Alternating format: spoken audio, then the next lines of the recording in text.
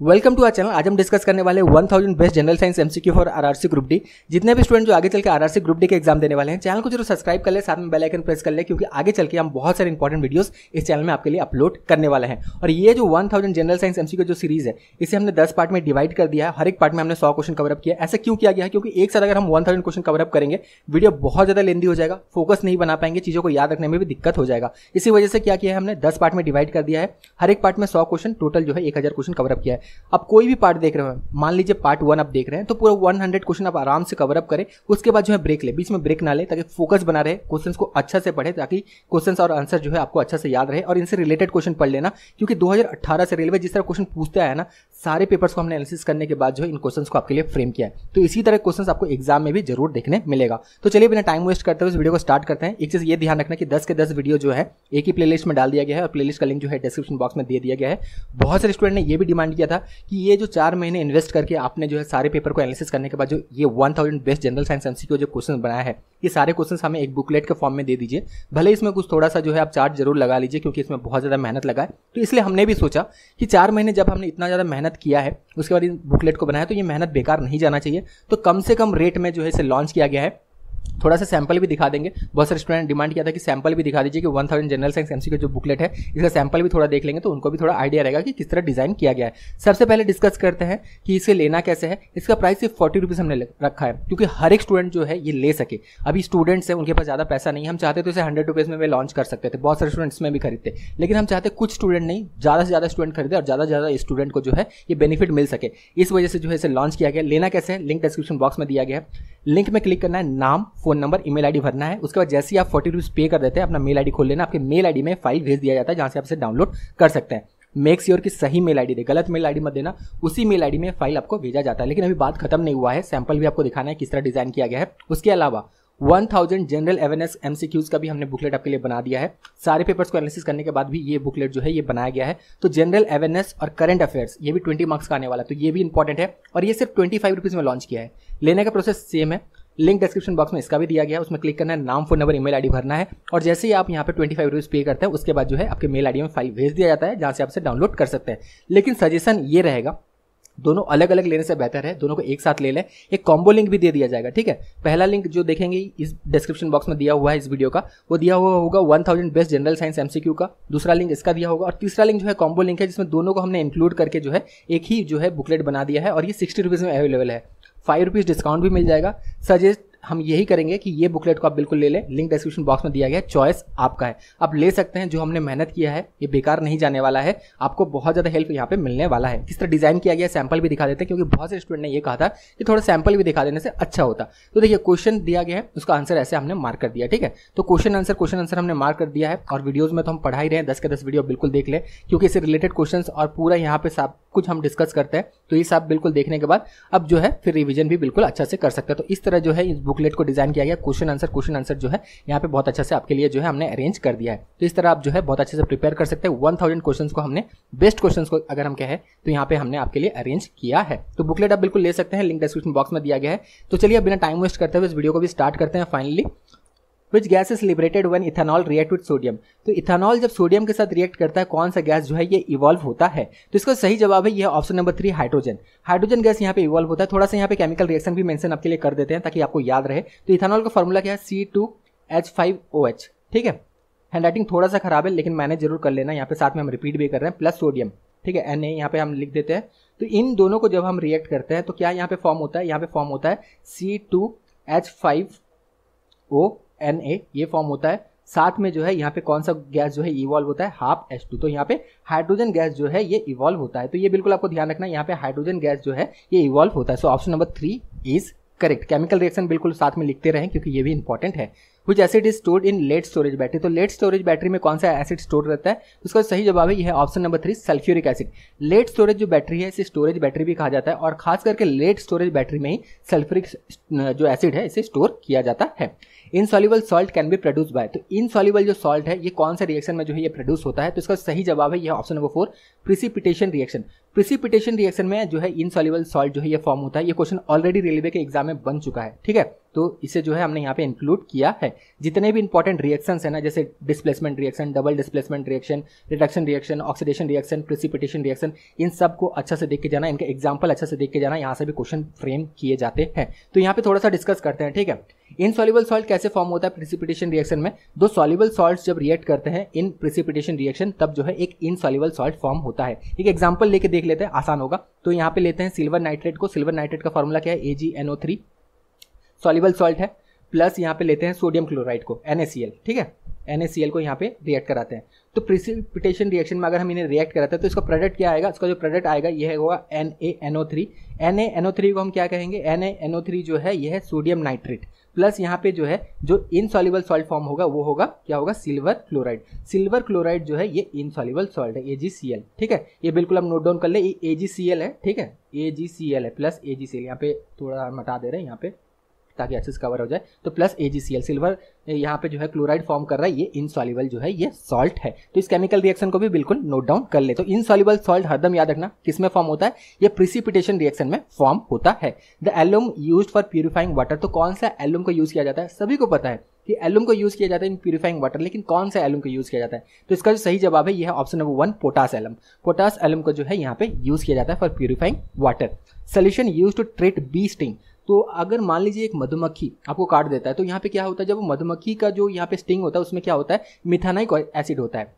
इस वजह से जो है जलन होता है। तो इसे जो है न्यूट्रलाइज करने के लिए क्या चाहिए? हमें बेस चाहिए। एक बेस के साथ अगर हम एसिड के साथ अगर रिएक्ट करेंगे तो ये न्यूट्रलाइज हो जाएगा।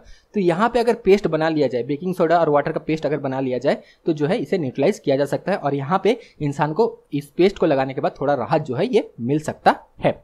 Camphor can easily be purified by the process of. तो कैम्फर जो है अगर इसमें कुछ सॉल्ट इंप्योरिटीज हैं तो इसे कैसे प्यूरिफाई किया जा सकता है? तो इसे सब्लिमेशन के थ्रू जो है ये जो है प्यूरिफाई किया जा सकता है। कैम्फर को अगर हम हीट करेंगे तो ये डायरेक्ट सॉलिड से किस में कन्वर्ट हो जाएगा? गैस में। सब्लिमेशन में यही होता है। और जो इनसॉल्युबल सॉल्ट्स हैं या फिर जो इंप्योरिटीज जो हैं, जो सॉल्ट इंप्योरिटीज हैं, ये जो है पीछे छूट जाएंगे। तो इस तरह जो है कैम्फर को जो है ये प्यूरिफाई किया जा सकता है। Hydrochloric acid is also known as. तो इसका जो सही जवाब है यह ऑप्शन नंबर 1, म्यूरेटिक एसिड। इसे म्यूरेटिक एसिड भी कहा जाता है। आगे चल के म्यूरेटिक एसिड के रिलेटेड और एक क्वेश्चन है। बेसिकली हाइड्रोक्लोरिक एसिड नहीं, हाइड्रोक्लोरिक एसिड जो है इसे म्यूरेटिक एसिड तो कहा जाता है, लेकिन डाइल्यूटेड हाइड्रोक्लोरिक एसिड को बेसिकली म्यूरेटिक एसिड कहा जाता है। नोट डाउन करते रहें, जो रिलेटेड चीज़ें उनको भी हम डिस्कस कर रहे हैं साथ में, ताकि एग्जाम में कोई दिक्कत नहीं हो। लेकिन एक चीज़ यहाँ पे है, बहुत ज़्यादा मेहनत कर रहे हैं, इसलिए एक लाइक जरूर कर देना। बहुत ज़्यादा एफर्ट लग रहा है इन सारे क्वेश्चंस को डिस्कस करने में, और 4 महीने पूरा हमने इन्वेस्ट करके जो है इन सारे क्वेश्चंस को आपके लिए बनाया है, और बुकलेट भी आपके लिए ले आए हैं। तो एक लाइक तो बनता है। बुकलेट लेना है तो लिंक डिस्क्रिप्शन बॉक्स में दे दिया गया। सारी चीज़ हमने ऑलरेडी डिस्कस कर लिया है, इनिशियल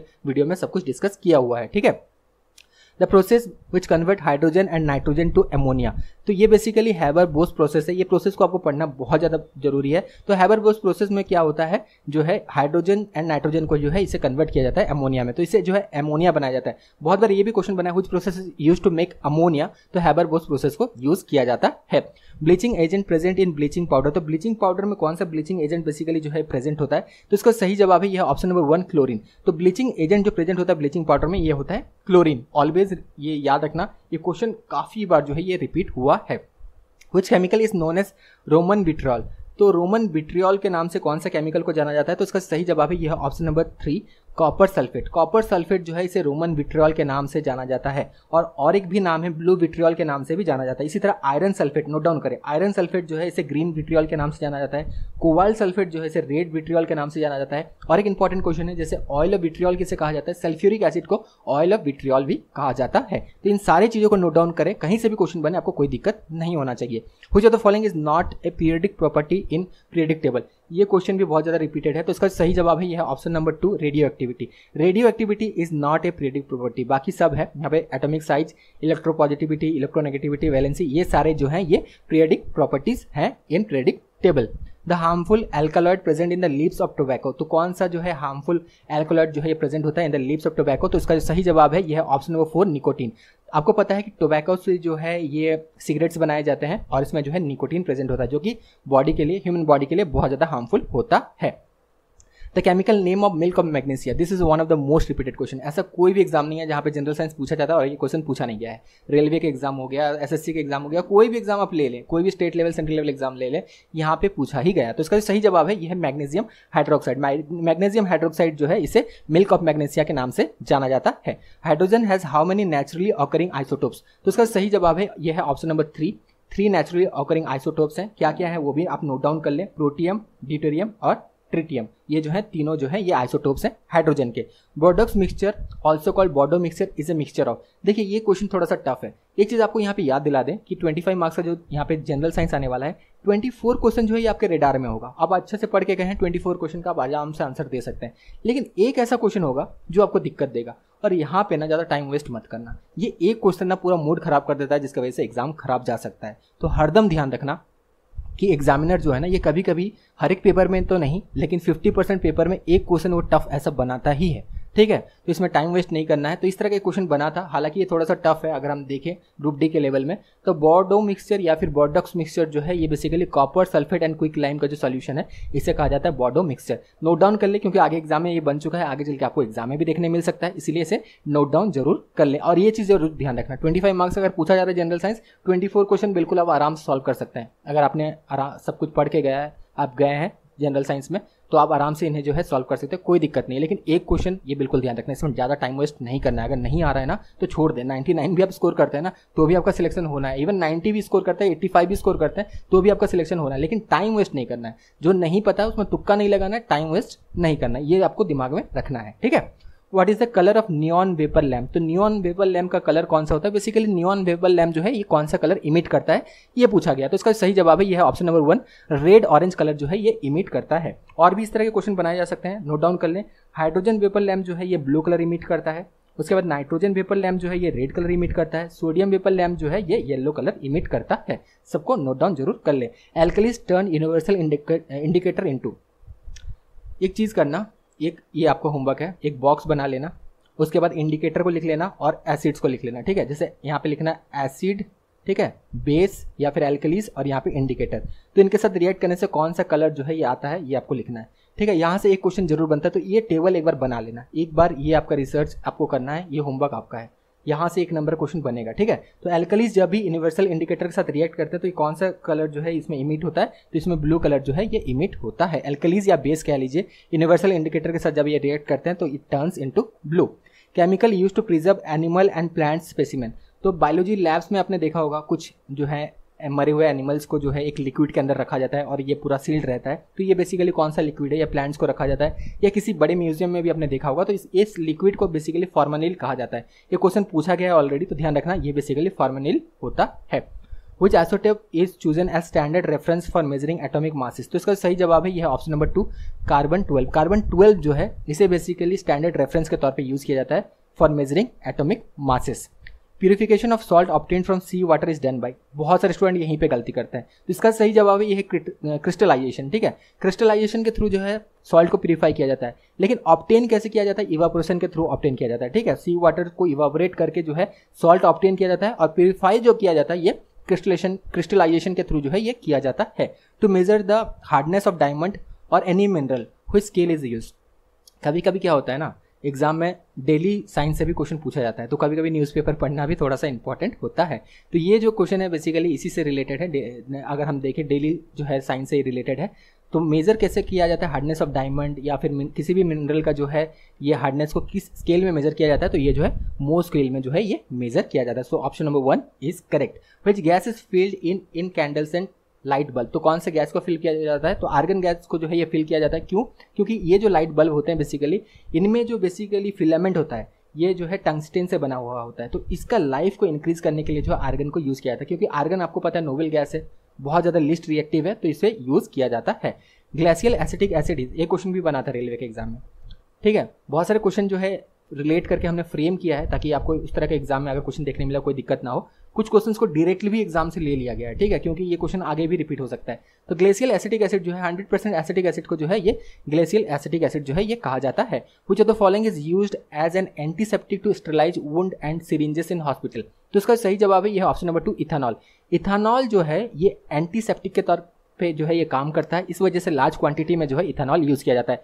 फॉर एग्जाम्पल, मान लीजिए आपके हाथ में जो है चोट लगता है, कहीं से जो है ब्लड निकल रहा है, उसके बाद जो है आप हॉस्पिटल जाते हैं, तो यहाँ पे डॉक्टर या नर्स सबसे पहले क्या करते हैं, जो यहाँ पे जो अल्कोहल पेपर रहता है उसे यूज़ करते हैं, उसे उसके ऊपर रख देते हैं ताकि ये जो है एंटीसेप्टिक के तौर पे जो है ये काम करे, और साथ में जो है जो ब्लड यहाँ से निकल रहा है वो भी रुक जाए। तो इससे जो है हम कह सकते हैं कि वो अल्कोहल पेपर जो होता है इसमें इथाइल अल्कोहल या फिर इथेनॉल जो है ये रहता है। तो इसका सही जवाब है यह option number 2, ethanol. When iron rust it wet, तो आयरन जब रस्ट हो जाता है तो इसका वेट क्या होता है, डिक्रीज हो जाता है, इंक्रीज हो जाता है, रिमेन सेम या फिर इंक्रीज देन डिक्रीज। तो इसका सही जवाब है ये है इंक्रीज। ऐसा क्यों? तो आयरन जब रस्ट होता है तो इसमें ऑक्साइड फॉर्म होता है, ऑक्साइड जब फॉर्म होता है तो यहाँ पे क्या होता है, ऑक्सीजन जो है ये बाइंड होता है ऑक्सीजन के साथ, जिसके वजह से जो है इसका वेट इंक्रीज हो जाता है। तो इसका जो सही जवाब है यह है ऑप्शन नंबर 2, इंक्रीजेस। बहुत सारे स्टूडेंट यहाँ पे गलत करते हैं, ध्यान रखना, ये रिपीटेड क्वेश्चन भी है।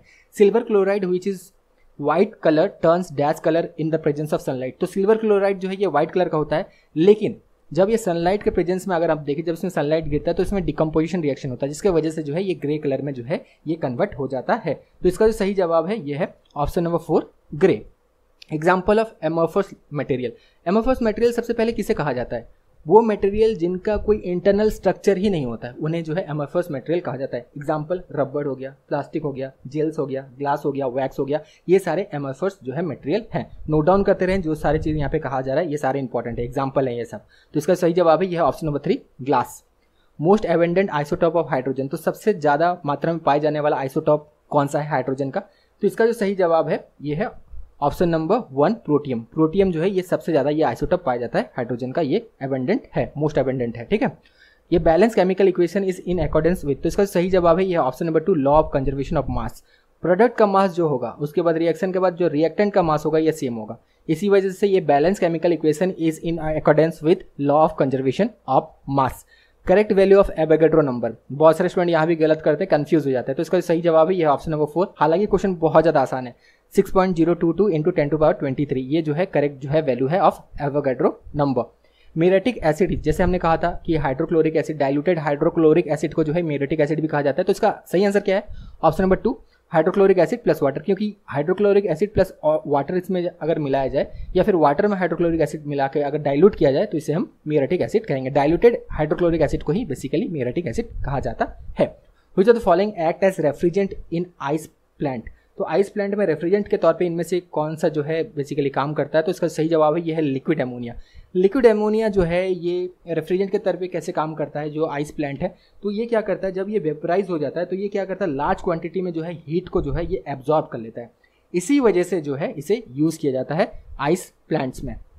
Separating funnel is use to separate a mixture of, तो सेपरेटिंग फनल जो है इसे बेसिकली यूज़ किया जाता है to separate two immiscible liquid. इमिसिबल यानी कि एग्जाम्पल ले लेते हैं ताकि और अच्छा समझ में आ जाए, जैसे ऑयल हो गया, वाटर हो गया, इन दोनों को सेपरेट करना है तो सेपरेटिंग फनल के थ्रू जो है इसे सेपरेट किया जा सकता है, क्योंकि दोनों जो है इमिसिबल जो है ये लिक्विड है, ये हम कह सकते हैं। Blue gas is a mixture of, तो ब्लू गैस जो है किसका मिक्सचर है, तो ब्लू गैस जो है ये कार्बन मोनोऑक्साइड एंड हाइड्रोजन का जो है ये मिक्सचर है। Number of moles of solute present in 1000 gram of solvent is known as, देखिए पार्ट 1 से हम आपको ये कहते आए हैं, ये पार्ट 9 है, पार्ट 1 से आपसे ये कहा गया है कि सिंपल डेफिनेशन से ना रेलवे बहुत क्वेश्चन पूछता है, ठीक है, ये भी सिंपल डेफिनेशन है। Number of moles of solute present in 1000 gram of solvent is known as molality, इसे जो है मोलालिटी कहा जाता है। So option number 4 is correct. Emulsion is a colloid of, तो इमल्सन जो है लिक्विड इन लिक्विड को ही हम इमल्सन कहते हैं, तो इमल्सन इज बेसिकली कोलर्ड ऑफ, अगर हम देखें तो लिक्विड इन लिक्विड। तो ये थोड़ा सा डिस्कस कर लेते हैं। Emulsion is a colloid of 2 और more immiscible liquid where liquid contain a dispersion of other liquid, for example fats and water, oil and water, इसे कह सकते हैं इमल्सन का एक एग्जाम्पल है। मिल्क एक इमल्सन का जो है ये एग्जाम्पल है। For controlling the growth of algae in lake the chemical generally use, तो कौन सा केमिकल यूज किया जाता है, तो इसका सही जवाब है यह ऑप्शन नंबर 4, कॉपर सल्फेट को इसमें यूज किया जाता है। This is one of the most repeated question, ये भी रिपीटेड क्वेश्चन है, काफी सारे एग्जाम में ये केमिस्ट्री में पूछा गया है, काफी सारे एग्जाम में जो है ये एनवायरमेंट साइंस में पूछा गया है, लेकिन यहाँ पे हमने कवर अप किया है। तो एल्गल ग्रोथ को जो है इसे रोकने के लिए लेक्स में कॉपर सल्फेट का जो है छिड़काव किया जाता है। Which acid is called aquafortis, तो aquafortis कौन सा एसिड को कहा जाता है, तो इसका सही जवाब है यह option number 4, nitric acid. Nitric acid जो है इसे aquafortis कहा जाता है, ऐसा क्यों, क्योंकि aquafortis का जो लैटिन मीनिंग है ना यह है स्ट्रॉन्ग वाटर, और नाइट्रिक एसिड को स्ट्रॉन्ग वाटर लैटिन में कहा जाता है, इसी वजह से जो है it is called aquafortis। Compound which is known as inorganic benzene, तो इनऑर्गेनिक बेंजीन जो है इनमें से किसे कहा जाता है, तो बोराजीन जो है इसे इनऑर्गेनिक बेंजीन कहा जाता है। This is one of the unique question, जरूर ध्यान रखना। ऐसे क्यों कहा जाता है, इसे इनऑर्गेनिक जो है बेंजीन क्यों कहा जाता है, because it is iso electronic and iso structural with benzene, इस वजह से इसे जो है इनऑर्गेनिक बेंजीन कहा जाता है। Which of the following is known as universal solvent, तो वाटर जो है इसे यूनिवर्सल सॉल्वेंट कहा जाता है। वाटर को यूनिवर्सल सॉल्वेंट अगेन क्यों कहा जाता है, ये भी क्वेश्चन रेज हो सकता है। तो यूनिवर्सल सॉल्वेंट इसलिए कहा जाता है because it is capable of dissolving more substance than any other liquid, इस वजह से जो है इसे यूनिवर्सल सॉल्वेंट कहा जाता है। Contact process is used to manufacture, ये भी डेली साइंस से जो है क्वेश्चन है, ठीक है। तो कॉन्टैक्ट प्रोसेस के थ्रू क्या जो है बनाया जाता है, इसे जो है अगर हम देखें इसका सही जवाब है यह है सल्फ्यूरिक एसिड। आजकल के मॉडर्न जो इंडस्ट्रीज हैं यहाँ पे कॉन्टैक्ट प्रोसेस के थ्रू जो है सल्फ्यूरिक एसिड बनाया जाता है। तो ये बिल्कुल ध्यान रखना, कॉन्टैक्ट प्रोसेस के थ्रू क्या मैन्युफैक्चर किया जाता है, सल्फ्यूरिक एसिड जो है ये मॉडर्न इंडस्ट्रीज में मैन्युफैक्चर किया जाता है। Which gas is liberated by heating potassium परमैग्नेट, तो पोटासियम परमैग्नेट को अगर हम हीट करेंगे तो कौन सा गैस बेसिकली लिबरेट होता है, तो इसका सही जवाब है यह option number 2 oxygen. Oxygen gas basically यहाँ पे लिबरेट होता है। केमिकल रिएक्शन आपके लिए लिख दिया जाता है ताकि आप नोट डाउन कर लें। तो यहाँ पे 2KMnO4, ठीक है, पोटासियम परमैग्नेट का ये फॉर्मूला है, ठीक है, KMnO4। तो यहाँ पे 2KMnO4 हमने लिखा है ताकि ये बैलेंस रहे, ठीक। आगे चलकर अगर रिएक्शन को देखें तो आप समझ जाएंगे। तो K2MnO4 ये फॉर्म होगा, प्लस क्या फॉर्म होगा, प्लस जो है यहाँ पे मैंगनीज डाइऑक्साइड भी फॉर्म होगा MnO2, ठीक है, ये फॉर्म होगा। और साथ में कौन सा गैस जो है यहाँ पे इवॉल्व होगा, यहाँ पे O2 गैस जो है इवॉल्व होगा, ठीक है। तो ऑक्सीजन यहाँ पे जो है ये इवॉल्व होता है। तो नोट डाउन जरूर कर लें, 2KMnO4 अगर इसको हम हीट करते हैं तो यहाँ पे क्या क्या फॉर्म होता है, तो पोटासियम मैग्नेट और साथ में मैंगनीज डाइऑक्साइड और साथ में यहाँ पे ऑक्सीजन गैस जो है ये इवॉल्व होता है। Which of the following is used for manufacturing of fertilizer, तो फॉस्फोरस को लार्ज क्वांटिटी में यूज किया जाता है फॉर मैन्युफैक्चरिंग ऑफ फर्टिलाइजर। इसका सही आंसर है option number 2। Up to which element was law of octave found to be applicable, तो इसका सही जवाब है यह ऑप्शन नंबर 2 कैल्शियम। सबसे पहली बात, ये क्वेश्चन बार बार बना है, लॉ ऑफ ऑक्टेव जो है ये किनके द्वारा दिया गया था, तो ये जो है न्यूलैंड लॉ ऑफ ऑक्टेव है, न्यूलैंड के द्वारा दिया गया था। कहाँ तक एप्लीकेबल है, कैल्शियम तक, ये बिल्कुल आप देख लेना एक बार, लेकिन यहाँ पे डेफिनेशन जरूर आपको यहाँ पे नोट डाउन करवा देंगे ताकि आपको याद रहे। तो न्यूलैंड लॉ ऑफ ऑक्टेव क्या कहता है, when elements are arranged in order to their increasing atomic masses, the property of eighth element is similar to the first element। इसका मतलब क्या है, अगर हम जो है एलिमेंट्स को अरेंज करें in order of their increasing atomic mass, तो प्रॉपर्टी ऑफ एट्थ एलिमेंट जो होगा ये सिमिलर होगा टू द फर्स्ट एलिमेंट। ये न्यूलैंड लॉ ऑफ ऑक्टेव जो है यहाँ पे कहता है। और ये कहाँ तक एप्लीकेबल है, ये कैल्शियम तक एप्लीकेबल है। Pungent smell of garlic is due to, तो गार्लिक का जो पंजेंट स्मेल है ये क्यों है, due to the sulphur compound. और कभी कभी जो है क्वेश्चन थोड़ा सा टफ भी बना दिया जाता है, ये भी हो सकता है। तो सल्फर कंपाउंड का नाम क्या है, ये भी नोट डाउन करना बहुत ज़्यादा जरूरी है। तो इसका जो नाम है ये है एलाइल मिथाइल सल्फाइड। स्पेलिंग हम यहाँ पे आपको बिल्कुल बता दे रहे हैं, ALLYLMETHYLSULFIDE, ठीक है, एलाइल मिथाइल सल्फाइड इसका जो है ये सल्फर कंपाउंड है जो कि प्रेजेंट होता है गार्लिक में, जिसकी वजह से इसमें पंजेंट स्मेल जो है ये मिलता है। What is the colour of ozone, तो ओजोन का कलर क्या होता है, तो ओजोन का जो कलर होता है ये बेसिकली जो होता है ये होता है पेल ब्लू कलर का ये होता है। और ओजोन में क्या होता है, क्या प्रेजेंट होता है, ये 3 जो है यहाँ पे अगर हम देखें तो ये ऑक्सीजन एटम जो है ओजोन में ये प्रेजेंट होता है। तो इसका कलर अगर पूछा जाए कि ओजोन का कलर क्या होता है, तो ओजोन का जो कलर होता है ये पेल ब्लू कलर का होता है। सिंपल ब्लू भी अगर मेंशन है तो ब्लू भी आप टिक करके आ सकते हैं, आंसर देके आ सकते हैं। What is the chemical formula of gypsum, this is also one of the most repeated question, तो इसे भी यहाँ पे इंक्लूड किया है। इसका जो सही आंसर है ये है CaSO4 2S2O जो है इसका ये सही आंसर है। Potassium permanganate is use to purify water because it is, तो पोटासियम परमैग्नेट जो है इसे वाटर प्यूरिफिकेशन में काम में लिया जाता है, क्यों, क्योंकि ये जो है एक ऑक्सीडाइजिंग एजेंट है। So option number 2 is correct. Which of the following gases has highest calorific value, which of the following gases has highest calorific value, तो इनमें से किस गैस का कैलोरीफिक वैल्यू सबसे ज़्यादा है, तो इसका सही जवाब है यह ऑप्शन नंबर 2 हाइड्रोजन। हाइड्रोजन का जो कैलोरीफिक वैल्यू है ये सबसे ज़्यादा है। कैलोरीफिक वैल्यू मतलब amount of heat energy present in the fuel, इसे हम कैलोरीफिक वैल्यू जो है ये कहते हैं। तो हाइड्रोजन का जो कैलोरीफिक वैल्यू होता है ये सबसे ज़्यादा होता है। और आगे ये भी कहा जा रहा है कि हाइड्रोजन को जो है ये फ्यूल के तौर पर यूज़ किया जाएगा। बहुत सारे जो है ऐसे भी यहाँ पे कंट्रीज़ हैं जो कि हाइड्रोजन को फ्यूल के तौर पर यूज़ करते हैं। बहुत सारे जो है यहाँ पे जो रेलवे इंजिन्स होते हैं यहाँ पे भी हाइड्रोजन को यूज़ किया जाता है। कुछ ऐसे कंट्रीज अभी रिसेंटली उन्होंने डेवलप किया है, तो आगे चल के जो है हाइड्रोजन को फ्यूल के तौर पे भी यूज़ किया जा सकता है।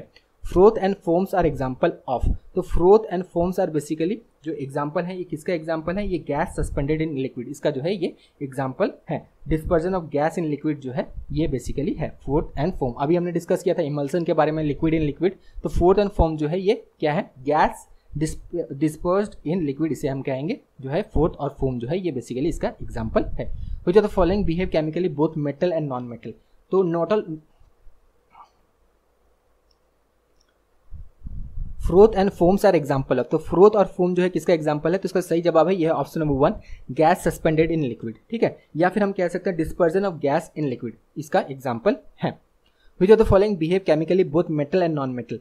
तो जो मेटलॉइड्स होते हैं ये कह सकते हैं कि they behave as both metal and non metal, या फिर इसे सेमीकंडक्टर भी कहा जाता है। अगर हम इलेक्ट्रॉनिक्स के टर्म में देखें तो सेमीकंडक्टर भी कहा जाता है। तो इसमें से कौन सा मेटलॉइड है, तो बोरोन जो है ये मेटलॉइड है and it behaves as both metal and non metal. Malachite is the ore of. तो ये किसका ओर है, तो ये जो है ये कॉपर का ओर है। जो ओर्स है ना, अलग अलग इंपॉर्टेंट जो यहाँ पे मेटल्स के ओर हैं उनको पढ़ना भी बहुत ज़्यादा जरूरी है। यहाँ से भी क्वेश्चन बनता है, सिर्फ यहाँ पे क्वेश्चन आंसर पढ़ना नहीं है, इनसे रिलेटेड चीज़ों को भी पढ़ लेना है ताकि यहाँ से आपको कोई दिक्कत ना हो। Atomic number is denoted by alphabet. ये क्वेश्चन ऑलरेडी रेलवे के एग्जाम में ही बना था, रेलवे ग्रुप डी के एग्जाम में बना था। तो इसका सही जवाब है ये ऑप्शन नंबर 3 जेड। तो एटॉमिक अगर देखें एटॉमिक नंबर जो है इसे जेड से रिप्रेजेंट किया जाता है। ये क्वेश्चन आपके लिए भी है, एटॉमिक मास को किससे रिप्रेजेंट किया जाता है, कौन से अल्फाबेट से जो है रिप्रेजेंट किया जाता है, ये आपको कमेंट बॉक्स में बताना है। 1 कैरेट इक्वल्स टू, तो 1 कैरेट इक्वल्स टू कितना यहाँ पे मिलीग्राम होता है ये पूछा गया। अगर ग्राम भी दिया हो कोई दिक्कत नहीं है, वो भी हम यहाँ पे डिस्कस करेंगे। तो 200 मिलीग्राम होता है, 1 कैरेट इक्वल्स टू 200 मिलीग्राम्स होता है। या फिर 1/5 जो है 1/5 ऑफ ग्राम होता है। तो ये कितना हो जाएगा 150.2 जो है ये ग्राम हम यहाँ पे लिख सकते हैं। तो अगर ग्राम में पूछा गया हो तो भी कोई दिक्कत नहीं है, 1/5 ऑफ ग्राम होता है या फिर 200 मिलीग्राम्स यहाँ पे हम बिल्कुल सही आंसर दे सकते हैं। 1 कैरेट इक्वल्स टू 200 मिलीग्राम होता है। Galvanisation is the process of, this is also one of the most repeated question, इसे डायरेक्टली हमने जो है क्वेश्चन से लिया है। तो इसका सही जवाब है यह है giving a coating of zinc metal on iron. ये इसलिए किया जाता है ताकि आयरन का रस्टिंग ना हो। तो गैल्वेनाइजेशन के थ्रू जो है जिंक का जो है कोटिंग दिया जाता है आयरन मेटल में। Heaviest naturally occurring element in the periodic table is, तो हेवीएस्ट नेचुरली ऑकरिंग जो है एलिमेंट कौन सा है पीरियडिक टेबल में, तो इसका सही जवाब है यह है ऑप्शन नंबर 1 यूरेनियम। यूरेनियम जो है ये हेवीएस्ट नेचुरली ऑकरिंग एलिमेंट है पूरे पीरियडिक टेबल में।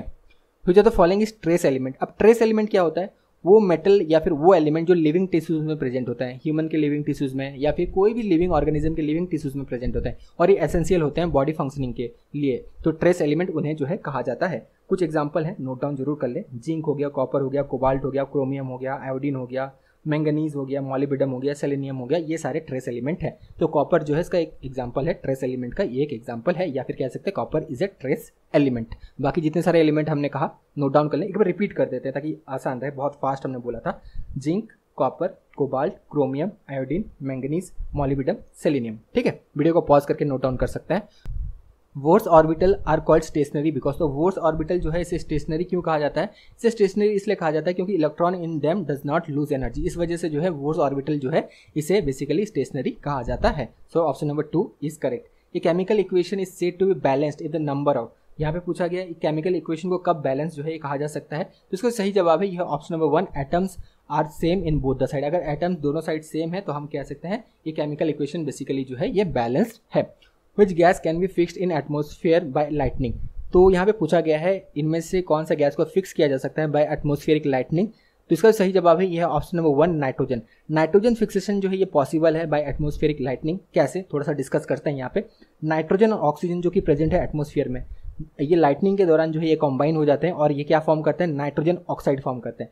फिर ये जो नाइट्रोजन ऑक्साइड गैस है ये किसके साथ रिएक्ट करता है, रेन वाटर के साथ रिएक्ट करता है और यहाँ पे क्या फॉर्म होता है, नाइट्रिक एसिड जो है ये फॉर्म होता है। ये नाइट्रिक एसिड जब फिर सॉइल तक पहुंचता है, सॉइल में जो मिनरल्स प्रेजेंट है इनके साथ रिएक्ट करता है और क्या फॉर्म करता है, नाइट्रेट फॉर्म करता है। तो इस तरह जो है नाइट्रोजन फिक्सेशन पॉसिबल है लाइटनिंग के थ्रू, और ये फिर नाइट्रेट जो है ये प्लांट्स के द्वारा जो है ये एब्जॉर्ब कर लिया जाता है। Oxides of non metal are, ये क्वेश्चन हमने डिस्कस किया था। ठीक है, पार्ट 7 से केमिस्ट्री के बेस्ट एमसीक्यूज हमने डिस्कस किया है, वहाँ पे ये क्वेश्चन भी हमने डिस्कस किया था किसी ना किसी पार्ट में।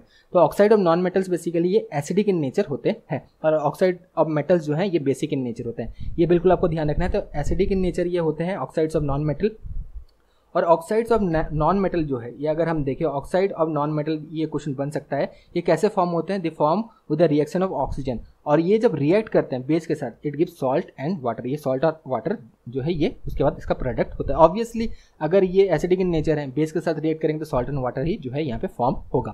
Which of the following is used to make plastic, तो प्लास्टिक बनाने के लिए जो है इनमें से किसे यूज किया जाता है, तो सबसे इसका जो करेक्ट आंसर है ये है इथिलीन।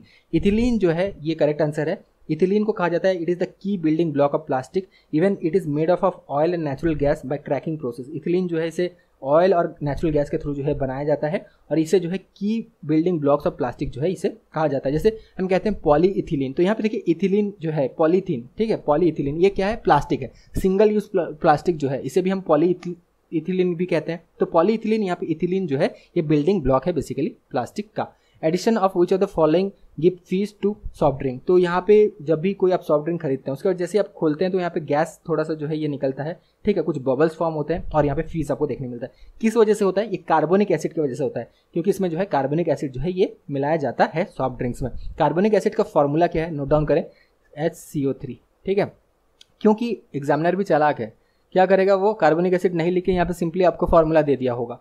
तो HCO3 जो है ये कार्बोनिक एसिड का जो है ये फॉर्मूला है, अच्छा से इसे नोट डाउन कर लें। केमिकली रस्ट इज, तो रस्ट बेसिकली जो आयरन रस्ट है ये केमिकली क्या होता है, तो ये है हाइड्रेटेड फेरिक ऑक्साइड जो है ये बेसिकली होता है। रस्ट कैसे होता है ये अभी हमने डिस्कस किया था। The fibres such as nylon and polyester that are made of chemical substance are called, तो इसका सही जवाब है यह ऑप्शन नंबर 4, सिंथेटिक फाइबर से जो इन्हें बनाया जाता है। सिंथेटिक फाइबर किसे ऑब्टेन किया जाता है, इसे पेट्रोलियम से जो है या फिर पेट्रोकेमिकल से जो है इसे ऑब्टेन किया जाता है। ये भी क्वेश्चन काफी बार बना है, तो ध्यान रखना, पेट्रोकेमिकल से जो है सिंथेटिक फाइबर को ऑब्टेन किया जाता है और इसी से जो है नायलॉन और पॉलिस्टर जो है ये बनाया जाता है। Which of the following is called flower of zinc, तो फ्लावर ऑफ जिंक जो है किसे कहा जाता है, जिंक ऑक्साइड को जो है फ्लावर ऑफ जिंक कहा जाता है। और फ्लावर ऑफ जिंक या फिर जिंक ऑक्साइड कैसे बनता है, जिंक को बर्न करने के बाद जो फॉर्म होता है इसे हम फ्लावर ऑफ जिंक कहते हैं या फिर जिंक ऑक्साइड कहते हैं। What is the atomicity of phosphorus, थोड़ा सा यहाँ पे डिस्कस करेंगे, ये क्वेश्चन मोस्ट रिपीटेड क्वेश्चन 4-5 बार तो रेलवे के एग्जाम में पूछा गया है। तो फास्फोरस का एटोमिसिटी क्या है, तो इसका सही जवाब है यह ऑप्शन नंबर 1, टेट्रा एटॉमिक जो है इसका एटोमिसिटी है। अब एटोमिसिटी होता क्या है, तो सबसे पहले ये डिस्कस कर लेंगे तो आपको समझ में यहाँ पे आ जाएगा। Atomicity is the number of atom present in the single molecule, तो इसे हम जो है एटोमिसिटी कहते हैं। एग्जाम्पल लेते हैं, जैसे मान लीजिए एक मॉलिक्यूल में एक ही एटम प्रेजेंट है तो इसे हम क्या कहेंगे, मोनो एटॉमिक कहेंगे, जैसे हीलियम, ठीक है। उसके बाद मान लीजिए एक मॉलिक्यूल में 2 एटम प्रेजेंट है तो इसे हम डाई एटॉमिक कहेंगे, जैसे ऑक्सीजन O2, ये डाई एटॉमिक है, ठीक है, 2 इसमें जो है एटम प्रेजेंट है एक मॉलिक्यूल में। उसके बाद मान लीजिए अगर 3 एटम प्रेजेंट है एक मॉलिक्यूल में, से हम ट्राई एटॉमिक कहेंगे, फॉर एग्जांपल CO2, ठीक है, 3 जो है यहाँ पे एटम प्रेजेंट है एक ही जो है मॉलिक्यूल में, तो इसे हम क्या कहेंगे, ट्राई एटॉमिक। इसी तरह फॉस्फोरस को हम P4 लिखते हैं, ठीक है, फॉस्फोरस को आपको पता है ये हम P4 जो है ये लिखते हैं। तो फॉस्फोरस जो है ये क्या है, ये टेट्रा एटॉमिक है, क्योंकि इसमें 4 एटम प्रेजेंट होता है एक ही मॉलिक्यूल में, इसी वजह से हम इसे टेट्रा एटॉमिक कहते हैं।